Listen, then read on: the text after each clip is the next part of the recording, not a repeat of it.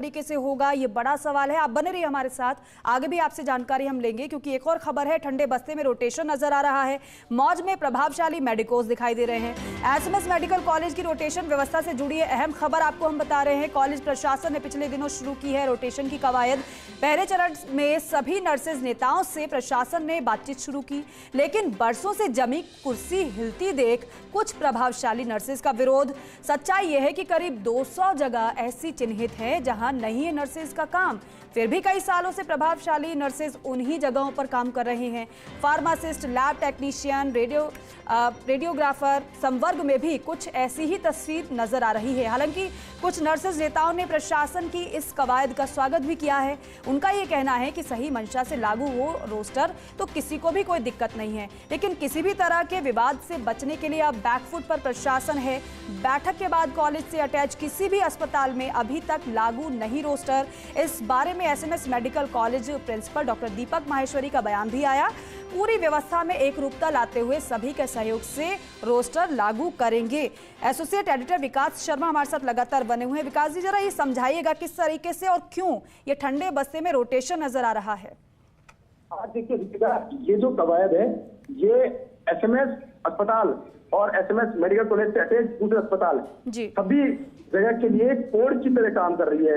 आज वार्डों के अंदर नर्सेज की जरूरत है, वो नर्सेज जिनका काम मरीजों की सेवा करने का है, मरीजों को बेहतर ट्रीटमेंट उपलब्ध कराने का है, लेकिन उनको नॉन वर्क नर्सिंग का जो काम है वहां पे उनको लगाया गया है।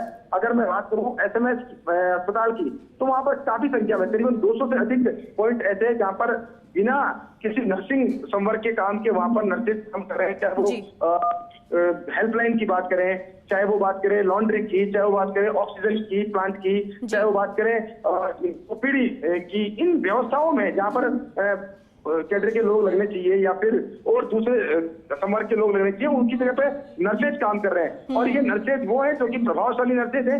उनको किसी भी जगह से, किसी भी, चाहे कोई भी प्रशासन में कोई भी आदमी आया हो, इन लोगों को हटाना उनके लिए नाकाम जो कह सकते हैं नहीं हटा पाए उनको। यही वो वजह थी कि पिछले दिनों से कवायद शुरू करने को लेकर के मीटिंग बुलाई गई थी, तो उन्हीं लोगों ने उस मीटिंग के अंदर जबरदस्त विरोध किया। वहां पर मीडिया की सबसे चलाई गई खबरें हैं, उन पर भी सवाल खड़े कर दिए कि क्या मीडिया की जो खबरें चलेगी उसके आधार पर प्रशासन काम करेगा। लेकिन किसी ने ये जवाब नहीं दिया कि जो लोग 20-20 साल से 25-25 साल से एक ही जगह पर जमे हुए हैं, क्या वो व्यवस्थागत सही ठीक है? क्या उन लोगों को ये नहीं होना चाहिए कि वो उनका रोटेशन हो, चाहे वो 5 साल में हो चाहे 10 साल में हो, एक पॉलिसी बननी चाहिए। देखिए दीपिका, जिस तरह से इस वक्त एसएमएस अस्पताल में एक बड़ी घटना सामने आई थी, जब जिसमें कि ऑर्गन ट्रांसप्लांट के अंदर फर्जी एनओसी प्रकरण सामने आया था, उसमें भी ये चीज देखने को मिली थी कि किस तरह से एक बाबू जो है, एक प्रशासनिक स्तर प्रशासनिक अधिकारी लेवल का जो कर्मचारी था, उसने किस लेवल तक बदमाशी करी, किस लेवल पे अपने जाकर के, क्योंकि उसको वहां से उस सीट से हटाया नहीं गया, चेंज नहीं किया गया, तो उसने मान लिया कि सीट मेरी है, यहाँ जो मैं करूंगा वही सब काम होगा। तो ये कह सकते हैं मनमानी थी। उस मनमानी का असर ये रहा कि एसएमएस मेडिकल कॉलेज की छवि पूरे देश भर में बदनाम हुई फर्जी एनओसी प्रकरण के चलते। इसी तरह के प्रकरण और भी सामने आ सकते हैं। साथ में कुछ ऐसे भी हैं, मैं आपको ये जो खबर हम चला रहे हैं, इसका उद्देश्य कहीं नहीं है कि हम किसी संवर्ग को, न सिर्फ नर्सिंग, बल्कि अगर फार्मासिस्ट की बात करें, रेडियोलॉजी की बात करें, रेडियोग्राफर की बात करेंगे, लैब टेक्नीशियन की बात करेंगे, तमाम ऐसे संवर्ग है जिन संवर्गों के अंदर साल से एक ही जगह जमे हुए हैं, और उनमें से कुछ लोग ऐसे प्रभावशाली हैं जिनके पास कोई काम नहीं है, सिर्फ उन्होंने पद रखने के लिए कि हम यहाँ पद कर रख लेंगे, हमारा जो काम चलता रहेगा, इस तरह की व्यवस्था उन्होंने अपना रखी है।